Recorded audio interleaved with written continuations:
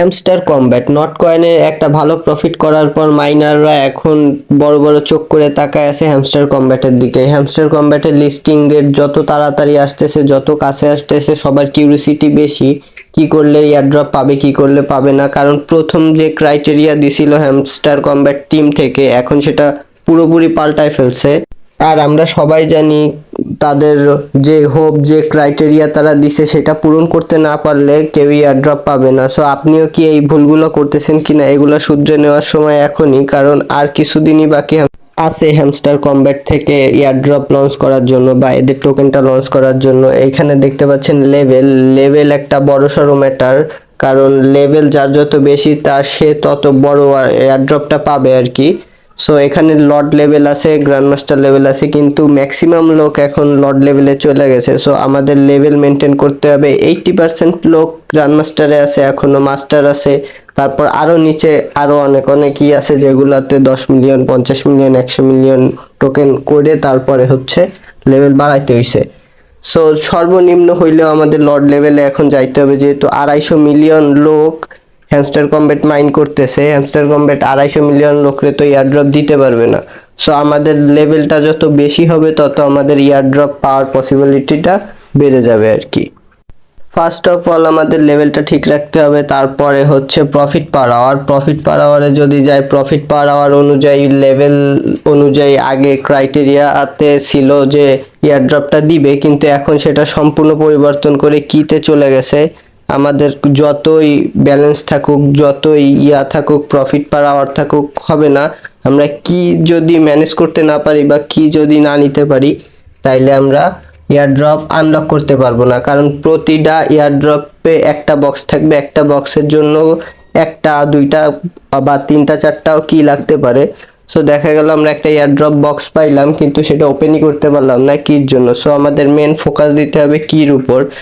পরে আসি আমাদের নতুন স্কিন। এই নতুন স্কিনগুলো কিনে রাখতে হবে, কারণ নতুন স্কিনগুলো থেকে আমরা এনএফটি পাইতে পারি। একটা এনএফটির দাম 50 থেকে $100 হইতে পারে, আবার কোনো এনএফটির দাম $10 হইতে পারে। কোনটার দাম কেমন হবে এটা এখন বলা যাচ্ছে না, কারণ ডিজিটাল কারেন্সি বাজারে বা হচ্ছে মার্কেটে লঞ্চ হওয়ার আগ পর্যন্ত বলা যায় না সেইটার দাম কত হবে বা সেটার এনএফটির দাম কত হবে। সো এইগুলো আমরা রিস্ক না নিয়ে এগুলো কিনে রাখবো। এগুলো একটা 50 মিলিয়ন, 100 মিলিয়ন, 150 মিলিয়নেরও আছে, 200 মিলিয়নেরও আছে। এগুলো আস্তে আস্তে কয়েন ব্যালেন্স করে আমাদের কিনতে হবে। এগুলো সব কিনে রাখার পরে তারপর আমরা অন্য অন্য যে নতুন ইভেন্ট বা নতুন আপডেটগুলো দিবে সেইগুলাতে ফোকাস করব। এটা আনলক করতে 100 মিলিয়ন কয়েন লাগবে। 100 মিলিয়ন কয়েন বানাইতে প্রফিট পার আওয়ার যদি কম থাকে তাইলে এটা পসিবল না। তারপরে যদি আমরা কথা বলি, এইখানে আছে ডেইলি কম্বো আছে, তারপরে হচ্ছে ডেইলি চিপার আছে। কি আনলক করতে হবে? আবার নতুন একটা অপশন, নতুন একটা অপশনে আমরা এখন আনলিমিটেড কি বলতে 4টা কি ডেইলি আনলক করতে পারবো গেম খেলে। আরও গেম সামনে আসতেছে, আরও বেশি আনলক করার সম্ভাবনাও আছে। আর একটা হলো খেলতে পারবো মিনি গেম থেকে।